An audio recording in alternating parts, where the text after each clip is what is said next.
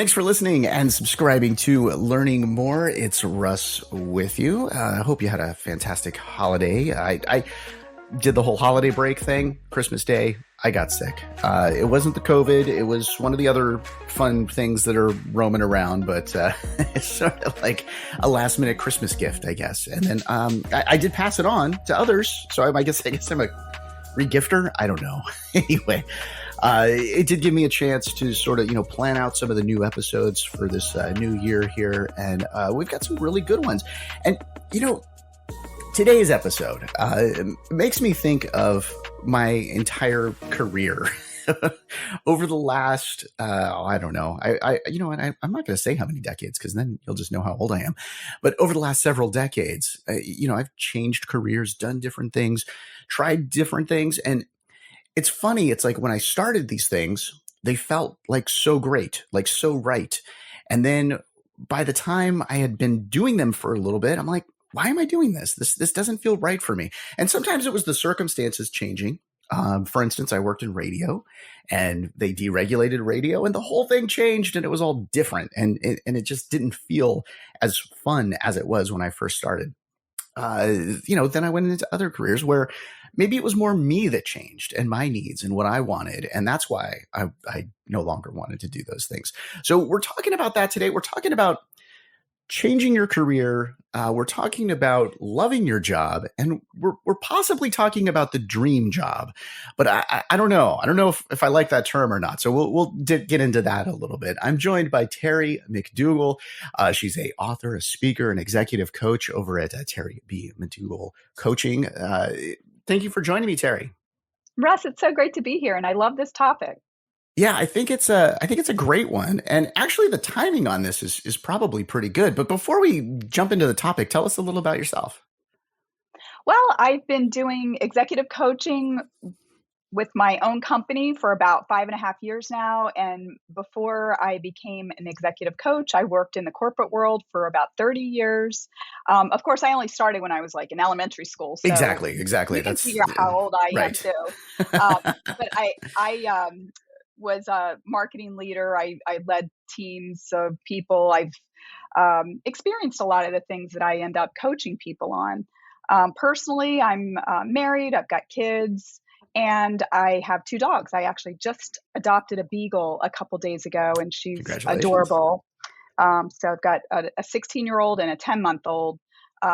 Dogs running around here, but they're being very good right now. So let's hope it stays that way. Maybe we'll have a guest appearance. We'll see. Yeah. I did an interview, I don't know, a couple seasons ago. And there was a bird that was just in the background, the entire interview that just kept chirping and talking. That's so funny. It was kind of cool. So yeah, I kept it in. I liked it. That's fun. Okay. So, let's get into this a little bit. Now, I said that I don't like the term, dream job. But that is sort of what people are looking for when they're looking for a job, right? Like they're looking for that perfect job for them at that particular time, let's say. Is that term, though, just sort of setting the wrong expectations? Is that just setting us up for failure? That's an interesting question. It reminds me of when I was a little kid. I grew up in the 60s, so I really am not 36. I'm much older than that. And there was a game that I always wanted, and I think I got it for Christmas one year called Dream Date. And you had to like pull up this little gate, and there'd be like kind of like a nerdy guy and a jock guy, and then the Dream Date had like a white tuxedo jacket on and a bow tie and so forth. But I would sort of equate this question to like, is this your dream date, right? Your dream, because we can idealize things in our mind. And the reality is that when you're dating someone, when you start a job, there's what you think it's going to be like, and then what it's really like.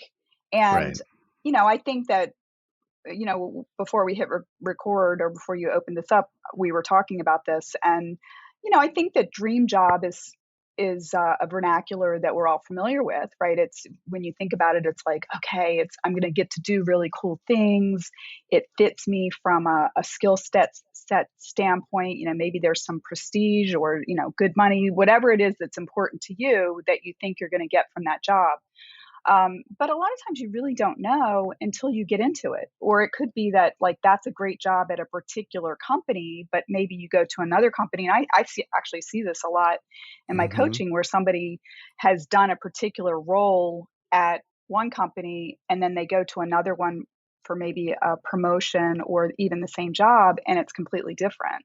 Yeah. Um, I think that another sort of related thing that I'd like to say is that as somebody who does executive coaching and career coaching, a lot of times conversations with people start out with, do you help people with their resume? And I say, well, Yeah. yes, but that is not where we will start. We always start with you. I have this Mm-hmm. whole, process that I take people through of doing a lot of introspection to think about like, what am I good at? What do I like to do? What's needed in the marketplace?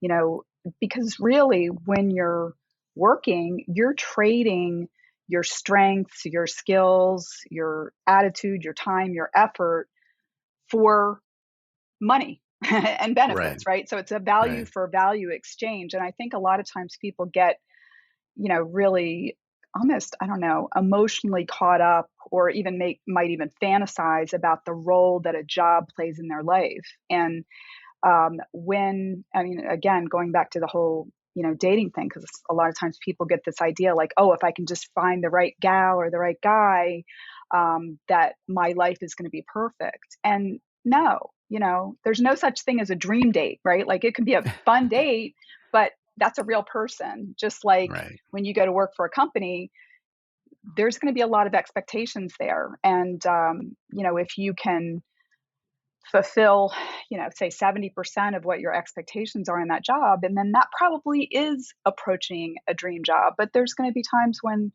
it's fantastic. And there's going to be Mm-hmm. times when it's going to be like you feel like you got hit by a truck. Yeah. Yeah. Well, that's the thing. I mean, with every job I've had, I mean, ran my own company for years. And even that, it was so, there were so many cycles of like, oh man, I love getting up today. This is Sure. fantastic. And then there's days where it's just like, oh, really? I got to go do this. Hmm. You go through these cycles. Hmm. When you're talking to your clients and you're advising people about this, how do you know, like, how do you talk to them about that? Like, are they just going through a cycle, or is this really like the decline? Is this something that I should leave and move on to something else? Like, how do you Hmm. recognize that? How do you make that Yeah. difference? I have a whole section in my book. My book's called Winning the Game of Work, Career Happiness and Success on Your Own Terms. And I've got a whole section in the book about that. How do you determine, where are you in your career? Because, sometimes you might go into a job and you love it for a long time. I mean, I found this that, the first time that I did a particular type of project, I was like, yay, this is cool.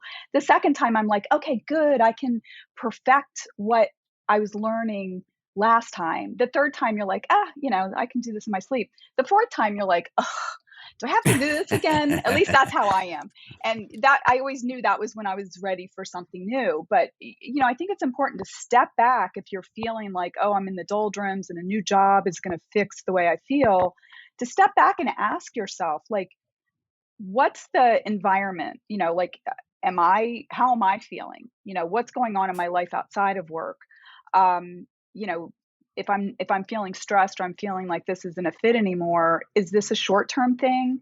Are we coming up on a big deadline and you're working long hours and maybe after that you'll get a break? Um, you know, Maybe you're going through an integration at work, and that's also something that's going to have an end date at some point. Make sure that you step back and you take a look at what's going on with you in the context of what else is going on. I think another thing to think about is, especially before you decide to go out and try to get another job outside your company, is to actually look around inside the company and think Hmm. to yourself, like, what is it that would make me happy? Because sometimes people don't think about that. All they know is that I'm not happy doing this. These are all the things that are wrong with this. And it's really important at some point to flip it and to say, okay, if you're not feeling good about this, what would make you feel good? Because sometimes Mm-hmm. it could be that you could actually go and ask for what would increase your satisfaction with what you're doing. And I actually see that a lot when I'm coaching people, that they'll complain about what's going on. There's nothing wrong with that. We got to kind of get in touch with our emotions and so forth. But at some point, once the venting's done, you have to think about, like, okay, if I don't like this, what is it that I feel will make me happy? What would be a better fit for what I want to do every day so I feel more satisfied? And, Hmm. a lot of times you don't have to leave your company to get the things that you want. And I do think that sometimes we can idealize, like, oh, if I just went and worked at this company, that, like, Right. The everything would grass be is always great. greener, right? Yeah, and there's actually Yeah. really a lot of advantages to staying in your same company, because Hmm. even if you move to a different job, or the job you're in evolves and maybe you, like, get rid of some of your responsibilities and you take on new responsibilities to, Right. maybe change a certain percentage of what you do every day. You know, the players, the culture. Hmm. You're, even if it doesn't feel like a fit right now, it was a fit at some point. And if you go to a new company, there's no guarantee that some of those intangibles, like the culture, is going to be as satisfying as something that you already know about. Yeah. You said something very key there, is asking, being in like the manager, like leadership role. I mean, I've managed, one of the companies, I think probably the most amount of people that I've managed is probably 30 or so. But Hmm. it's like, when somebody would come to me and they would actually ask me for something, like I had Hmm. people that they would quit, they would leave. Oh, well, I'm not making enough money, or I don't get this, or I don't get that. And I'm Hmm. thinking, like, if you would have asked me for that, Sure. I probably would have given you that, and maybe even a little bit more, because Sure. the cost to replace somebody, to bring somebody new in, to find Absolutely. somebody, get all the training, get them up to speed. It's like, it's so expensive to do It that. is So expensive. asking your manager, your whatever it is, like, oh, my job would be easier if this happened, if I had this. Like, Sure. it's such a hard thing to do, though, for some people to Yeah. make that move. And I think that that's actually something, uh, instead of maybe advice for people that to go down this ask route. Like, what about advice for managers, for people that are leading a company, for those executives out there Hmm. that, maybe, people that are reporting to them that they're managing are afraid to go to them? How do you be like, open up a little bit more, where you can be more approachable to those Well, things? eh, eh, I think that if you're a manager, you need to manage. And managing is an active pursuit. I've worked with a lot of people who are, have a hard time prioritizing, and, they're working a lot of hours and they're doing a lot, and they actually don't meet with the people that report to them very often. Like, maybe they have a staff meeting once a month or something like that. I think that it's very, very important to meet with your direct reports on a regular basis. I used to meet with mine. I now, if I had a team of 30, maybe I had like 4 or 5 direct reports. Hmm. Hmm. But every other week, I would meet with them. It would be, maybe 30 minutes if we were going to have um, something more in depth to discuss, maybe an hour. But that is a very valuable investment in, communicating clearly so that they know what the expectations are, building a trusting relationship, making sure that what I expect is what they're doing, so that there's alignment, and also that there's a forum that if there are any issues, that we can talk about it. Hmm. Sometimes it might be like we don't have that much to talk about. They come in and we're there for 10 or 15 minutes and it's like, hey, how was your weekend? And hey, that's going well, great. But you have the time, and it's important to keep that, because you are only going to be as successful as the productivity of the and happiness of the people under you. Yeah. Right? Like, you could think Hmm. like, oh, everything's great, and then all of a sudden half your people quit because you don't have a finger on the pulse of how they're doing. Right. And I've seen that. I mean, actually, that's been me earlier in my career. Like, I quit some jobs, and they were like, "What? We really liked you. We thought you had a future here." Um, but Yeah. yeah. Yeah. I think, one of the difficult things that I've talked about this. I also host a business show, and we've talked about this a bunch, about how leaders are not trained to be leaders. Much No. like, I've got kids. I wasn't trained to be a dad. I Hmm. remember when Yeah. my daughter was like, I don't know, two and a half, somewhere in there.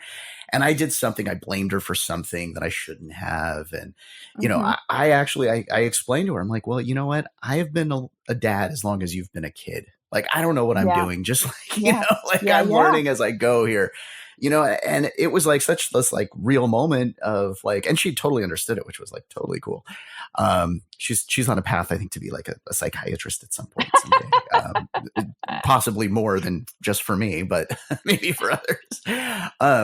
But like those types of things, like we don't, learn how to do that. And then I No. think of like, the what is it, the Peter principle, right? Of Hmm. somebody, that's this thing where They people are rise to promoted, their level of incompetence, right? incompetency, right? Like, how do you avoid that? How do you like, because you look at these other jobs, these other positions, and Hmm. moving up into these other roles at a Hmm. company, how do you avoid getting to that point of where, okay, now I'm in this new role, I don't know what I'm doing? Like, what's your advice to Yeah. those I folks? mean, I guess I would say, I mean, I think that this is kind of interesting double-edged sword, and it's actually one of the things that we see a lot in gender differences in the workplace. That a lot of times men will say, I know how to do like 30% of what's expected at that next level, but I'm gonna give it a go, and I'm just gonna Mm, like make it up as I go along and figure it out.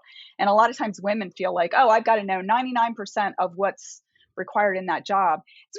It's not only, you know, uh, I mean, that's a generalization, obviously. mhm, But I think that understanding that you're, whatever anybody has done up until this moment is not what you're going to be required to do going forward. Even if you're mhm, in your job right now, there are going to be new challenges, things are going to evolve, the business yeah, environment is going to be different, so you do have to make it up as you go along. Now there is something, I mean, and I actually think, the name of my book, Winning the Game of Work, is a good one, because it's just like, playing tennis or playing sport, any kind of right, sport. Like, how to play. You can prepare yourself to show up. You can jog, you can stretch, you can get a coach to teach you how to work on your backhand, whatever. But you don't know where the ball's going to bounce, right? When right, when somebody serves you the ball, you're going to have to just be prepared to, you know, hit it wherever it goes. And I think that that's sort of the same thing. You've got to prepare yourself. You've got to become a good, corporate athlete, if you will. mhm, And I think a lot of people just show up, right? They just show yeah, up. They don't ever read books. They don't think about, maybe they're not even observing, and I guess we could kind of take that analogy a little bit further, that if you're, say watching a professional tennis match and you're a amateur tennis player, maybe you're going to like get a little, tip from watching somebody, like, oh, I see how they serve the ball there. Or like, maybe I'll try that the next time I go out to the court. mhm, A lot of people don't even observe, and say, well, how did I feel when my boss treated me that way? Is that how I want my team to feel about me, right, but there's a lot that you can do. I mean, there's a ton of, I don't, you can see, I think I've got, this is just a fraction of the books that I have. But yeah, right, before I became a coach, I read, I was always reading, because yeah, I wanted to move up, and I hired a coach at a really critical point in my career. And, there's just a lot of things, we don't know what we don't know. And mhm, sometimes either finding a mentor, reading books, observing people who you admire their leadership style and saying, like, how are they showing up? What are they doing? right, And then trying to, incorporate that. That can be really helpful. mhm. Yeah, no, I love the, just, I mean, there's so many great books out there, so many fantastic business books out there. And I'm not getting paid by these guys, but Scribed, I don't know if you know about this app. It is so cool. Like, you pay like $10 a month and you get all these different books. And so, like, Oh. like the 10x method and all these different things are Mhm. in this actual app that you can read for Mhm. $10 a month. I'm like, this is amazing. So it's like, once I found that, I'm like, okay, I don't have to go buy books. I can just use this thing and just keep reading and reading and reading. So I don't even know how many different business books or leadership books or, just personal development books that I've read over the last year because of that app. So there you go, free plug for Scribed. But okay, so there's the people that are moving up, and we talked about, like, okay, well, maybe, I know 30% of this role I'm going to try to move up, and getting motivated to that. Mhm. I think there's a lot of people out there that they just don't see their value. Like, they just Oh, don't, yeah, absolutely. maybe, even the managers are just not recognizing it, Mhm. or maybe the managers Mhm. are recognizing it in a way where, they're not perceiving that as recognition. So how do Mhm. you, like, advise folks out there that are maybe not being recognized or feel that they're not being recognized in their position? Well, I think that, it's actually kind of funny. I came across some research when I was writing my book by, this professor at Harvard Business School, Tom DeLonge, studies high achievers, and he came up with this hypothesis that high achievers are addicted to external validation. And when I read that, I was like, ugh, I was like, oh my gosh, it just recognized it as a truth because I recognized it in myself, and I also recognized it in a lot of people that I coach. And Hmm. what I mean by that is that, like, a lot of times people give up their own power because they're like, oh, well, my boss didn't give me a pat on the back, or, I'm not valuable because they're not promoting me. Right. So I guess I'm not Hmm. good enough for Hmm. that. And I think it's really important to see yourself in the context of what's going on, but also recognize that people have their own reasons for validating you or not validating you. And, you talked about, like, oh, well, maybe somebody is, um, they're recognizing your value. Well, one of the things that can happen is that somebody recognizes you as so valuable in a role that they do not want you to be promoted because they Right. might have to Yeah. replace you with 2 or 3 people. Hmm. And I've Hmm. actually seen that dynamic. I was never one for that. I never was gonna block somebody's promotion or somebody applying for another job within the company. But I saw other managers that did do that because they wanted to keep that person. But I think as the individual, it's just very important to try to look at yourself objectively, and it's impossible, I know, but to step out and really say to yourself, like, what am I good at? What do I like to do? If I really look and compare myself to others, um, as objectively as possible, try to see yourself and recognize what strengths and skills and so forth you can trade for value in the workplace. I when I'm coaching people, I I can reflect back to them, like, "Well, this is what I see, and, you did X, Y, or Z, and this was the outcome." Like, that's very valuable to try to show them what's going on within the context so that it can build their confidence. But I also think that it's important to recognize that sometimes if you're not feeling happy or not feeling fulfilled, it might not be you. There Yeah. is such thing as, a job or a company that's not a good fit for you. It could be a Hmm. great place for many other people, but maybe it's not a good fit for you for whatever reason. And there are also places that are very toxic to work in. And Hmm. sometimes, we can be like that frog in the boiling water, right? Like, where it wasn't boiling when they got in, but maybe the toxicity or the heat increased to the point where they're kind of used to it, but it's still not Right. healthy, right? And Hmm. sometimes you just Hmm. got to hop out of the pot and Yeah. realize, like, I'm going to boil to death if I stay here. I'm going to get out of this.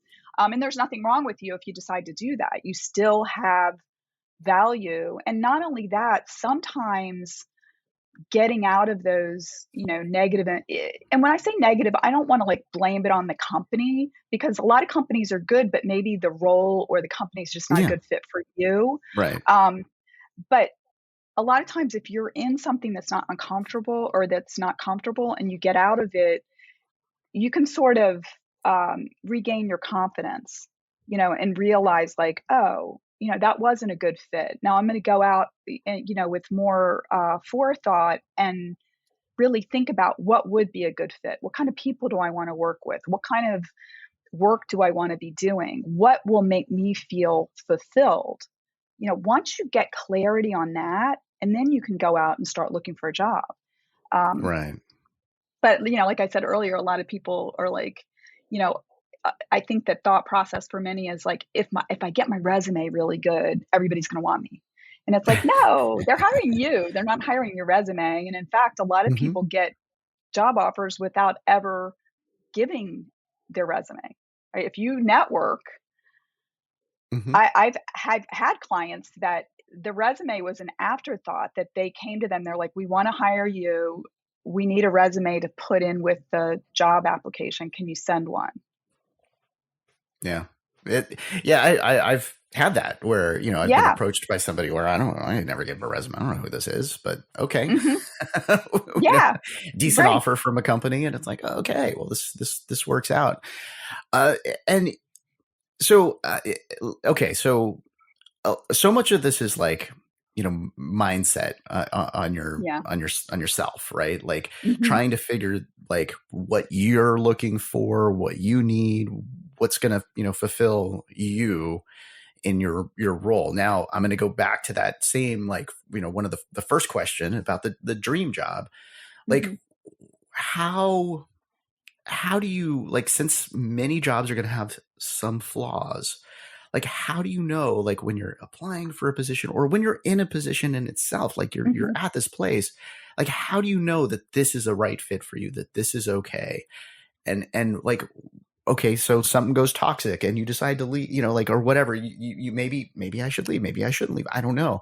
Like how do you make those decisions? How do you advise people for those types of decisions? Well, there's always going to be, a modicum of, uh, you know, uncertainty, right? You're Hmm. never going to know 100% whether it's a fit. And I've heard of people that have gone through, everything was hunky dory during the interview process, and then it was like a different place when you started working there. But I Been think there. that if Yeah. you have to get to know yourself first, right? Like, what are your Hmm. non-negotiables? What Right. are you going to bring to the table that's going to create value there? I advise people when they're looking for a job, if you're thinking about, okay, I'd really like to be X, whatever it is, go out and find somebody that's doing that job and ask them, what is it like? What's your day to day like? Because there's a Yeah. lot of jobs, it's funny. I worked in marketing, and I always was involved in event planning. I ran the entire event marketing team at the last bank I was at for a while. And I always had at least a few people on my marketing team that did events. And a lot of people think that that's like the greatest, sexiest thing. Like, oh, I want to do events. And and Right. I always describe it as like, yeah, I get to, go to cool places. Uh-huh. I wasn't always the one planning them, but I did go to many events that we did. And, yeah, I got to go to Miami. I got to go to, places in California, whatever. But you'd be up at 5 a.m., stuffing gift bags, sitting at the, registration Exactly. table, handing out name tags, and then you'd be up until Uh-huh. midnight, and then you'd get up and do it again. Yeah. If we were lucky, maybe we would stay an extra day and get to Right. do a little sightseeing or something like that. But you very rarely saw the outside of the hotel. So Hmm. that's just an example of, something that looks sexy from the outside a lot of time. And believe me, the people that did it loved it. They're some of the most passionate people. Oh yeah. Yeah.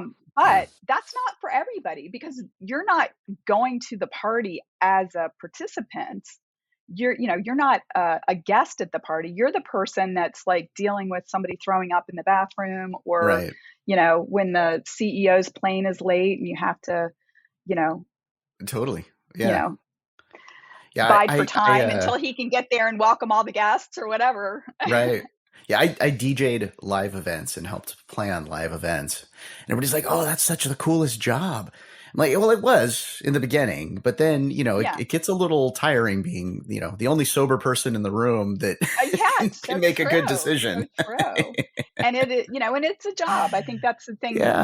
That's the key word there, is that it Hmm. is a job, right? And it's fun. If it's fun for the people who are attending, fantastic. That's part of it, but it's not party time for the people planning Exactly. the parties.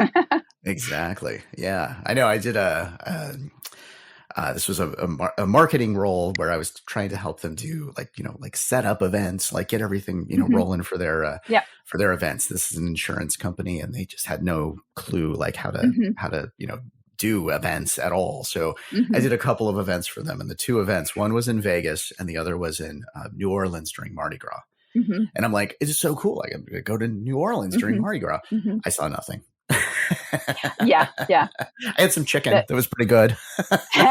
you know? probably some of the nicest parts of that job were a lot of times we would like kind of mix business with pleasure. Like, so if we had clients in, we'd have like, business sessions all day. And then maybe we'd have like half day where they could like go out and tour things or whatever. Yeah, And, yeah, as somebody working, I had to go on the tour. Right. So right. that was kind of fun. That was a fun part of it. Right. But Hmm. um, you'd have to be the one like taking checking off, is everybody in the bus? And Exactly. yeah. Did I remember to bring everybody back? Yeah. Yeah. Did I leave our biggest client at the Dude Ranch? Oops. So, and now, it's kind of an interesting time to have this discussion about like, the dream job and knowing when to leave and, if Hmm. analyzing a job to see if it's a good fit for you and all of that. Hmm. It's an interesting time because, we're now possibly dealing with a tougher economy, right? Like we've got people being laid off at Salesforce and at Hmm. Amazon, I believe, at Apple. Like there's Hmm. places that are laying people off, and that makes it sound a little bit more scary. Even though maybe in your industry it's growing and there's no issues. Uh, but I would assume that with news like that and with an economy change, that people are more likely to settle for something. Is it better to like just kind of hang in there and wait for something better, or like just do you go for it? Do you settle? Like, how do you advise clients around that? Well, there's no one size fits all. Um, and even for people that have a quote unquote steady, stable job, just realize that, those people that have been laid off at Salesforce or whatever thought they had a steady, stable job until they came in on Monday morning and Yeah. they said, "Hey, everybody in this department's invited to a meeting in the conference room, and HR's there." And um, I think that you've got to be clear about what's important to you, right? I mean, for many people, they're willing. Maybe Yeah. they've saved up enough money that they can go for it, even if maybe they're going into a risky field that that is their dream job. They really want to do it, but maybe they're not going to have that job for a long time for whatever reason. Um, but just realize that there's no sure things out there. So how much of your life are you going to let go by sitting and saying, well, this is a stable job, this is a steady job? I mean, there's lots of organizations that where people thought that was the case. And actually, I mean, for a while I was doing career transition coaching, and believe me, there were many a 50-year-old that I talked to them within a couple days of them getting the news that they were laid off, and they'd worked at the company for 15 or 20 years. This happens. It does Hmm. happen. And maybe they stayed there because they thought this is a stable job. I don't love it, but I'm going to stay here. But I would also say that the vast majority of them found other jobs and often would come back to me and say, you know what, it was very scary when I got laid off, but I want to tell you that it was the best thing that ever happened to me, because the process that we Hmm. went through for them to think about, to really look at themselves as a 50-year-old, not as a 25-year-old when they went into whatever field it was, um, and think about, what is it that I want? What kind of company do I want? What kind of role do I want? And then to go out and do the work to find it. And not only that, but when you do that kind of introspective work, you interview better. Right. You know, you go Totally. in and you Yeah. can Yeah. make the case so much better. And Uh-huh. it's, you know, Yeah. if, and also if this is something you really want to do, the passion is going to come through versus if Hmm. you're like, well, hey, I was the controller at my last company and I could do it for you too. Right. Yeah. That's not that inspiring to the hiring company. Right. Right. Well, I think like, I don't know. In thinking about all of this, I think talking to somebody like, okay, if a person was in a bad relationship, a bad marriage, whatever it is, they Hmm. would probably seek either couples counseling or, some sort of counseling Hmm. for themselves. Hmm. Like it's the same deal here. I mean, Hmm. this is just a different relationship. This is a relationship with you and a company. Hmm. So it's a good idea to talk to somebody like an executive coach. So I mean, having you come on to have this discussion, we're just like right at the tip of the iceberg for what you're going to talk to somebody about if they come over to you. So if somebody is using an executive coach like yourself, like what can they expect? Well, I'll give you an overview of what the process looks like. Hmm. We really start with what's your goal? And, I work with people who want to be more effective in their job and also people that are sort of at the crossroads or are in job search, right? Like people at the crossroads, I always say it's like, should I stay or should I go? Right. Right. And once they decide, and then we either say, okay, well, let's help you be more effective where you are, or let's help you design that roadmap to get you to that, quote unquote dream job. But we start with the goal. Once there's clarity on the goal, we start building a roadmap. Okay, well, what's going to get us from point A to point B? And there's, a lot of activities that they'll need to do. It could be everything from, I've got a career assessment workbook that I'll have people do to just help spur that self discovery. Hmm. Um, very often, as we're going through the development of the roadmap, we uncover skill sets that need to be bolstered in order for them to be successful going forward. And I'll give you an example of, say, somebody who gets promoted at work, or maybe they want to be promoted, and they recognize that, I'm going to need to work on my comfort with delegation, or I'm going to have to work on being more clear in my communications, whatever. But a lot of times people know what those are.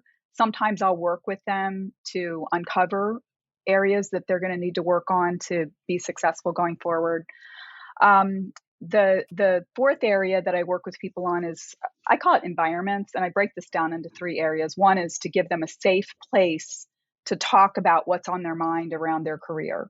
A lot of times people, you know, it's hard for them to talk to friends and family. Like maybe they don't want to stress out their spouse by saying like, "Hey, I'm Hmm. thinking about getting another job," or maybe they feel like they've talked to them too much or they don't understand what's going on at work, whatever. It's a safe place. They don't have to talk to any friends at work. It's confidential. The second area is the kind of like goal attainment environment, right? So like I'm going to make sure that they're held accountable. We're They're going to, make sure that they're moving towards the goal. I Hmm. don't just say, "Oh, okay, you want to do that? Go ahead." Right? I'm going to be there the next time to be like, "Hey, you Right. said you're going to do this last time. Did you do it? And if Nice. if you didn't, why not?" And then the last area is the corporate, political environment, because many people have a fear of corporate politics, right? But I always like to reframe that to think about it's, politics sounds like a dirty word, but really what we're talking about is influence. And a lot of times, the difference between somebody being successful and not successful is how well they can navigate that political environment, and Hmm. how well they can kind of build their coalitions and so forth. So I work with them on all those environments. And then the last thing is mindset. It is, I truly believe that if you can get clear on your goal, you're willing to take action, and you can get the mindset where you believe your goal is possible, that you will achieve it. um, but a lot of times that's, it's sort of like, having your foot on the gas and the brake at the same time if you don't get your mindset aligned, right? Totally. People Yeah. do a lot of Yeah. stuff, but Hmm. they're like holding themselves back because they're afraid. Right. And, you will not get your goal if you don't believe it's possible. Yeah, totally. It's like the secret book, right? I mean, it's Yeah, it's like absolutely. you've got to imagine it can happen for it Hmm. to actually happen. So, okay. And if somebody, well, actually, we got to mention your book too. Winning the Yeah. game of work. Winning the Game of Work, Career Happiness and Success on Your Own Terms. That's the subtitle. And it's crazily enough, it's like 380 pages. Somebody else told me, he was like, this is like 3 books in one. But anyway, it is like jam packed with Nice. a lot of lessons I learned. I interviewed lots of people about their careers, and there are a lot of exercises to help you be not only more successful at work, but happier. I mean, why work if why work so hard if you're not going to be, happy and satisfied with what you're doing? Exactly. I mean, this is Yeah. life. Yeah. It's so much of Um, your life, like yeah, when you think absolutely. about it, 40 hours a week, that's a lot of time It every is. single week. It Like, really that's is. over 2,000 hours a year. You better like it. Like, why be Right. miserable? And it's Why choose to be possible. miserable for It's 2,000 hours a year? possible. Yeah. Don't Hmm. don't like say, oh, I'm gonna wait until I retire. I'll work really hard at a job I don't like now so I can retire. Well, you might die Exactly. before that happens. You actually Exactly. hear that. You hear that. Totally. People Yes. they Yes. retire and then they find out they have cancer and then, Yeah. they Yeah. can't enjoy that time. So enjoy your Hmm. time now. I guess whether the dream job exists or not, try to do something that you're going to enjoy, right? Yeah. Even if it's not the dream job, right? That there's a good Exactly. balance between like what energizes you and, hopefully not too much of the stuff that's a pain in the neck. Right. Right. Well, I'm over at I'm at a company called Beeswax, and I'll go ahead and give them a shout because it's fantastic. I love it, and it gives me time for podcasting. So thanks, Beeswax. Yeah. Awesome. It's fantastic. Okay, so if somebody wants to reach out to you, if they want to get a hold of you, why don't you mention your website? Yeah, they can go to terrybmcdougall.com and you can find out about me. You can see testimonials from my clients. You can read a couple chapters from my book, and you can set up time with me if you want to do an exploratory call. It's free to chat with me to see if it's a good fit. And then the book is available on Amazon if anybody's interested in that, either as an ebook or a paperback. Awesome. And it's 3 books for the price of one. So there's your marketing It message really for it. There is. you go. Well, thank you. It's a pleasure talking to you. I mean, you're so easy to talk to. I mean, this role is perfect for you. So it was Well, such a thanks, great Russ. conversation. So thank you It was for joining fun. me. Yeah, well, right back at you. I really enjoyed myself. Thank you. Thank you. And hey, and thank you for listening and subscribing to Learning More. And also for those of you that have been rating the podcast, thank you so much for that. Big shout over to all of you over on Podbean, where we host the podcast. We've got quite the community growing over there. So thank you for continuing to listen and for following us over on Podbean. As with any podcast that gives medical or legal opinion, the information is not meant to substitute professional advice. And I encourage you to seek a consultant or professional like Terry here to discuss your exact needs. If you've got something that you would like to learn more about, let me know. This all started because years ago, I had this New Year's resolution of I'm going to learn something new every week. And then I said, well, you know what? I'm going to turn it into a podcast and share what I'm learning each week. So if you've got that resolution this year, maybe you've got like 54 ideas for me for this upcoming season. Fantastic. Reach out to me. You can do so with the link in the podcast description, or just head over to learningmorepodcast.com. Again, thank you for listening. Thank you for subscribing. I'm Russ, and I look forward to learning more with you next time.